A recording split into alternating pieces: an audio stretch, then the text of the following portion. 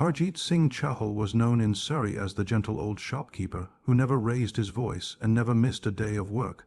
But when authorities uncovered that he was actually Harjeet Mann, a fugitive who vanished from India after a violent bank robbery 33 years ago, his peaceful Canadian life shattered overnight.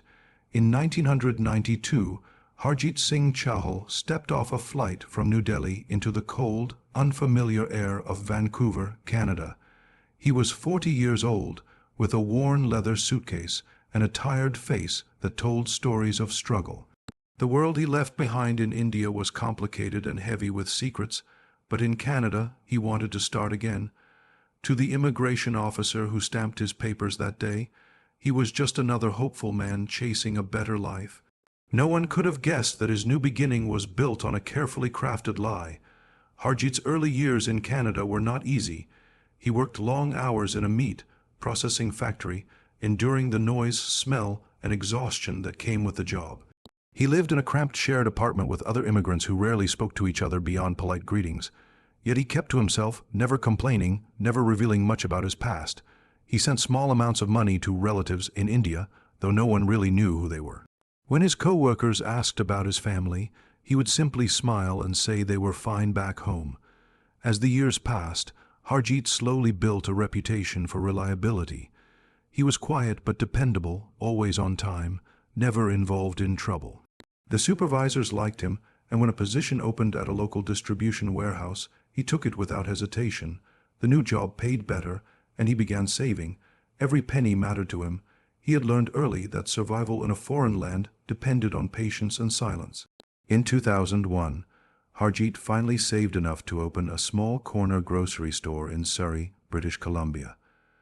The store was modest shelves stocked with Indian spices, lentils, rice, and tea, the kind of things that brought comfort to immigrants who missed home. Locals soon began calling him Uncle Jai, a term of respect for an older man in the community.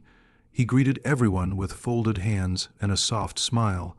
Children who came in for candy were treated with gentle warmth, and old neighbors would often stop by to chat over cups of masala chai. He lived alone in a rented basement suite behind the store, where the smell of incense filled the air every evening. His life appeared simple, almost peaceful. He attended the local Sikh temple every Sunday, donated quietly to charity drives, and volunteered during community festivals. No one questioned his story. To everyone, Harjeet was an example of hard work and perseverance, a man who came to a new country, built something from nothing, and lived with quiet dignity. But beneath this calm exterior, a shadow followed him everywhere. Sometimes at night, when the streets outside were silent, he would sit by his window, staring into the dark, lost in thought. He avoided cameras, refused to renew his passport, and never allowed anyone to help with paperwork or taxes. Those who knew him well noticed that he never celebrated birthdays, never received mail from family, and kept no old photographs on display. He seemed to exist only in the present, as if the past had been erased or buried. For 33 years, Harjeet maintained that facade. To his customers, he was just an aging shopkeeper. To his neighbors, a kind old man living a quiet life. But to himself, he was something else entirely, a man who had spent more than half his life trying to forget who he really was. His secret was buried deep, hidden behind the walls of a grocery store and the mask of a peaceful immigrant, waiting for the day when the past would finally come knocking. In early 2025, a routine check at the Canada Border Services Agency triggered something unexpected.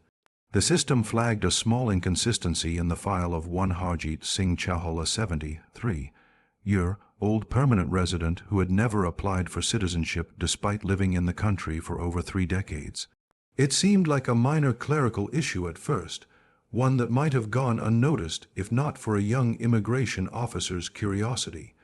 While cross-checking old records, the officer found another name linked to the same set of fingerprints, Harjeet Mann. It was an old entry, handwritten and incomplete, filed in 1992, the year Harjeet first arrived in Canada. The discrepancy seemed strange. 2 names, same person. The officer decided to look deeper. What started as a small investigation quickly turned into something far more serious.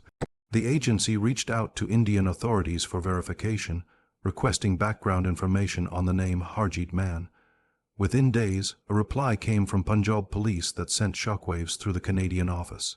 The name appeared in a decades-old criminal file tied to a *** 1989 bank robbery *** in the city of Ludhiana.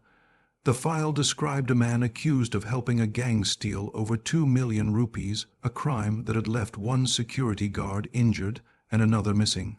The suspect, identified as Harjeet Mann, had vanished before trial and was never found. His last known location, the Indira Gandhi International Airport, where he boarded a flight to Hong Kong under a false name. For the Canadian authorities, the discovery raised alarming questions. Was the harmless old man running a grocery store in Surrey the same fugitive who had disappeared from India 36 years ago? Investigators reopened Harjeet's immigration file, examining every document he had submitted since 1992. They found inconsistencies in his birth certificate and educational records, small details that had once seemed insignificant but now pointed toward deliberate forgery. His Canadian entry papers listed him as single, with no relatives and no previous occupation, which conveniently left no traceable history. A quiet surveillance operation began. Officers visited his neighborhood, observing his daily routines. They noted that Harjeet rarely left the area, never used online banking, and still paid many of his bills in cash. Even his store's income records were irregular, with occasional unexplained deposits over the years. When the authorities traced those deposits, they found some linked to international transfers originating from India decades ago, money trails that now seemed impossible to ignore. The tension around him grew silently. Harjeet had no idea he was being watched. Each morning he opened his store as usual, greeting customers with the same soft smile, while investigators collected evidence that would soon unravel his entire life. The people who once called him Uncle Jai had no clue that their trusted grocer was now the center of an international investigation. By March 2025, the evidence was strong enough to confront him. Before the visit could take place, a national newspaper leaked the story. The headline read, ****, a fugitive living in Canada for 33 years identified through immigration audit. ***, Harjeet's photo appeared beside an old, faded police sketch from India, the resemblance undeniable. The revelation stunned the local community. Neighbors who had known him for decades refused to believe it, but for the investigators, the truth was clear. The man who had lived quietly for more than half his life was not who he claimed to be. Behind the calm mask of Harjeet Singh Chahal was the vanished criminal Harjeet Mann, a man who had built his freedom on a lie that was finally beginning to crumble. The news spread faster than anyone could have imagined.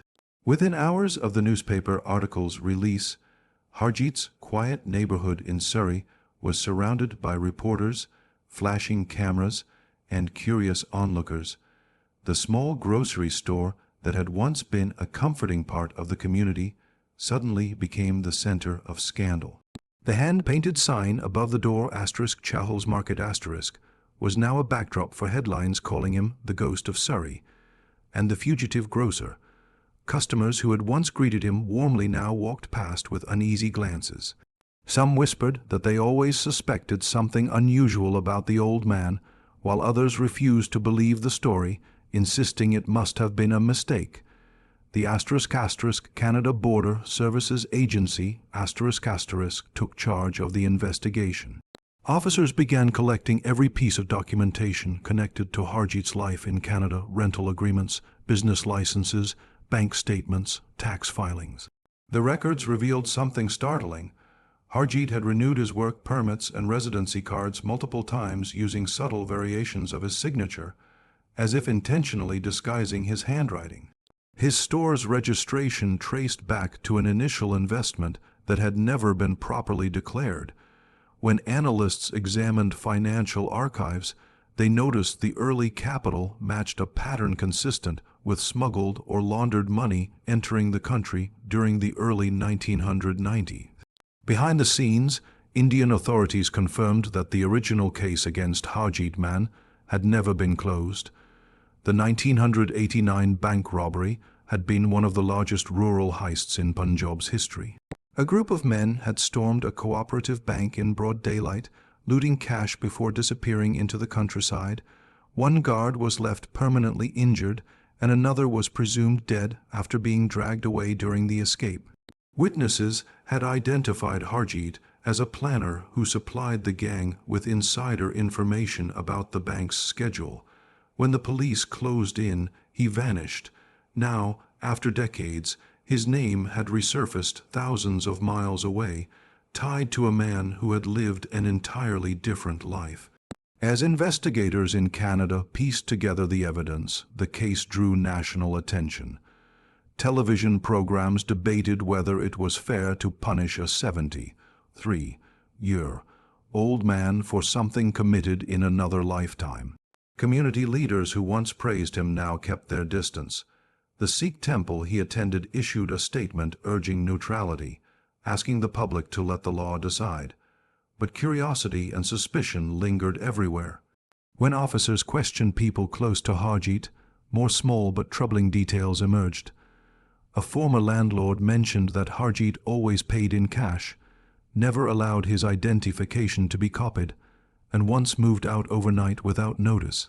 A local accountant recalled that Harjeet insisted on handling all his finances personally and never accepted help with forms or applications. His patterns suddenly made sense: the quiet routines, the avoidance of cameras, the fear of government offices. He had lived every day anticipating the knock that finally came 33 years later. In the midst of it all, Harjeet remained silent. He did not run, deny, or explain. He simply locked his store one final time and went home as if nothing had changed. But his calmness only deepened the mystery.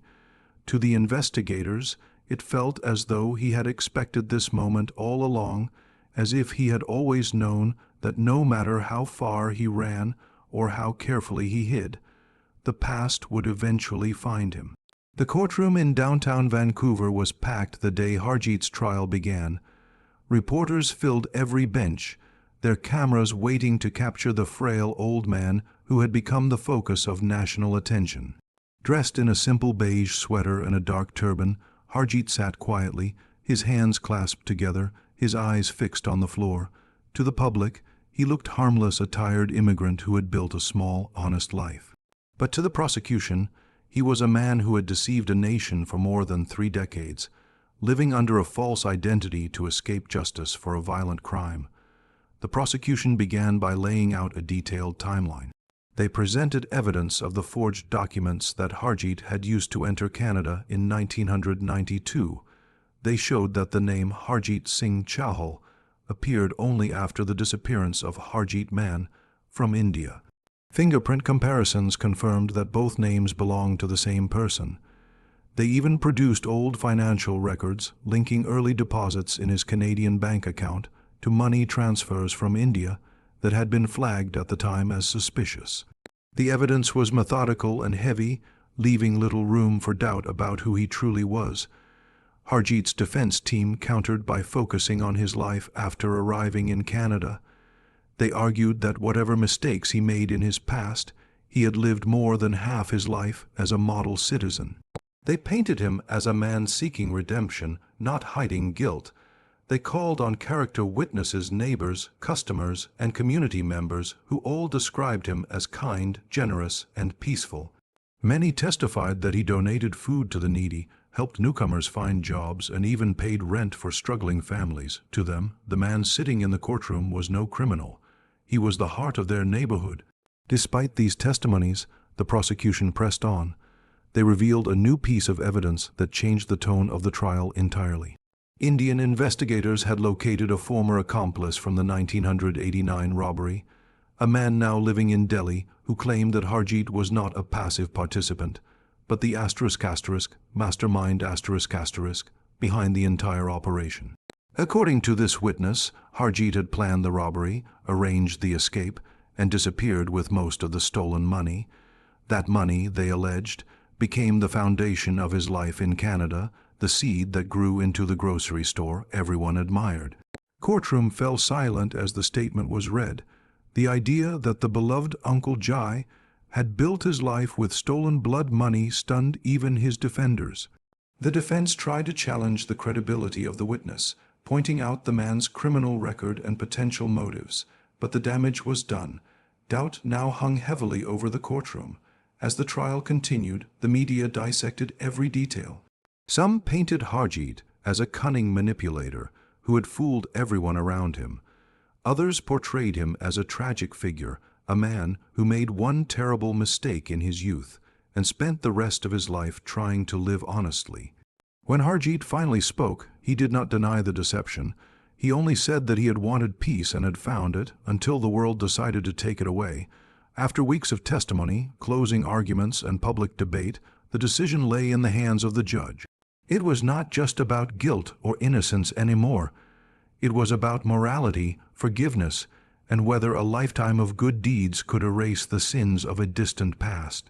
The courtroom waited in silence for the verdict, knowing that whatever the outcome, Harjeet's life and the illusion he had lived for 33 years was about to end.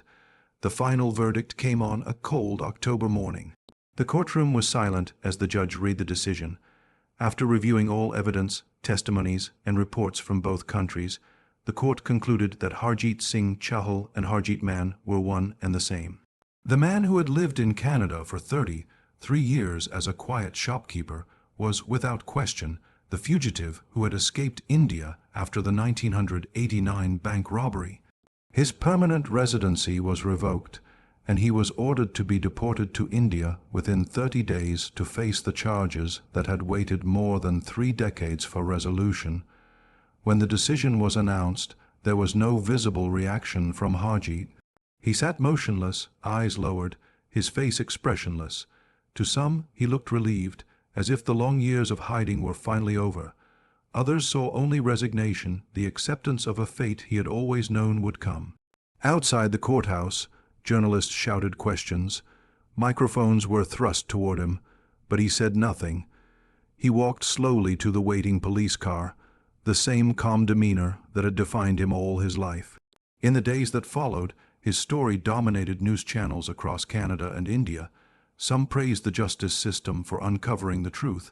Others questioned the morality of punishing a 73-year-old man for a crime committed in another country decades ago. Editorials debated whether redemption should outweigh retribution. In Surrey, the community that had once embraced him now stood divided. Some residents left flowers and candles outside his closed store, while others avoided even walking past it.